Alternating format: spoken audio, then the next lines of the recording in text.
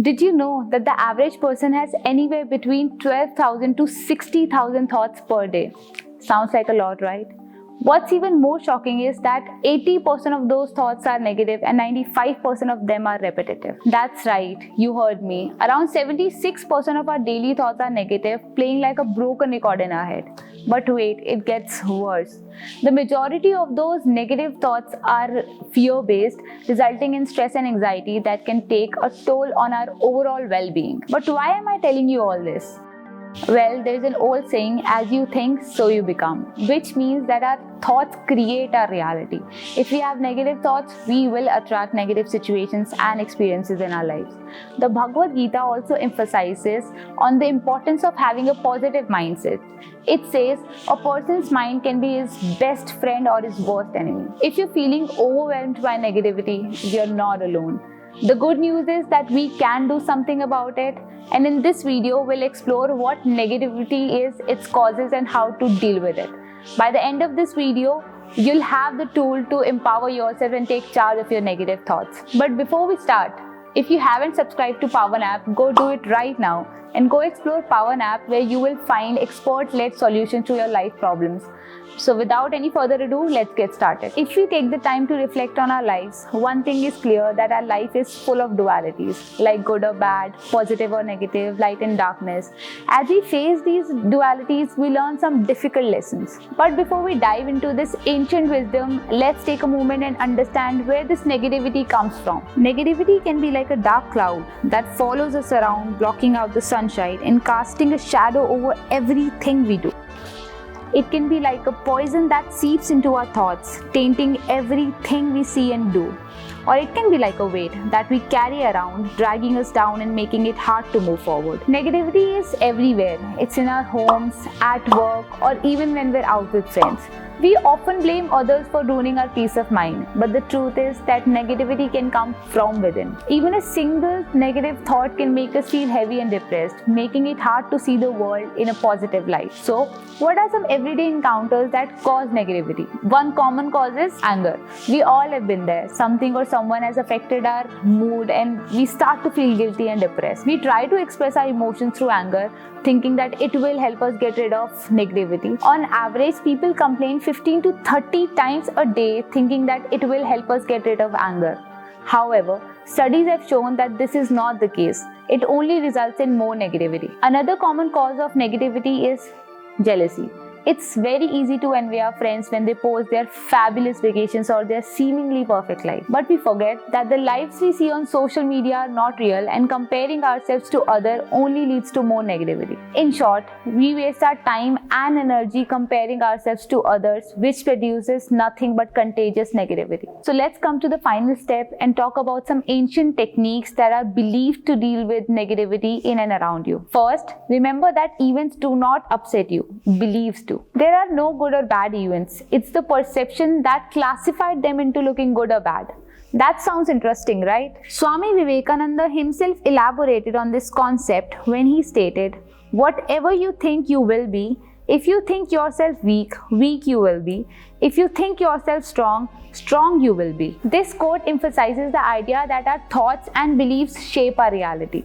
Like two people looking at the glass of water, one sees it as half full and other sees it as half empty.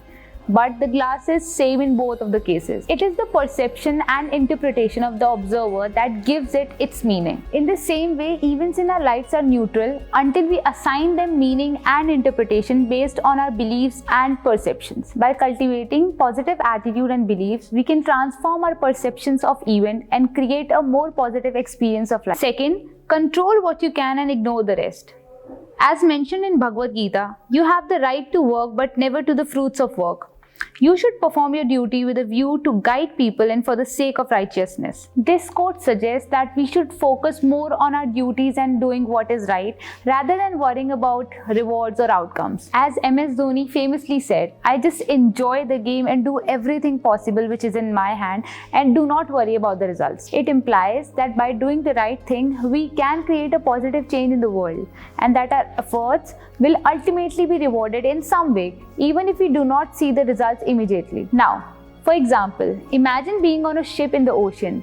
We may not be able to control the winds and the waves, but yes, we can control the direction and our action in response to the conditions. In the same way, by focusing on what we can control, like our actions, attitudes, and beliefs, we can navigate our ups and downs in our lives with greater ease and grace. Third, smile often.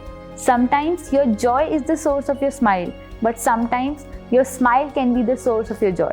Just as a single drop of water can create a ripple effect that spreads across an entire pond, our positive attitude and actions can create the similar ripple effect that spreads positivity and joy to those around us. By choosing to smile often and maintain a positive attitude, we can create a ripple effect that uplifts others and counter negativity and adversity. Finally, the 25-75 principle. Ever heard the saying that you are who you surround yourself with? It's true. People we spend the most time with can have a big impact on our life. That's why this principle is so powerful. For every negative person in your life, make sure that you have at least 3 uplifting ones so that you're surrounding yourself with more positivity and inspiration. Think about the people in your life. Are they lifting you up or bringing you down?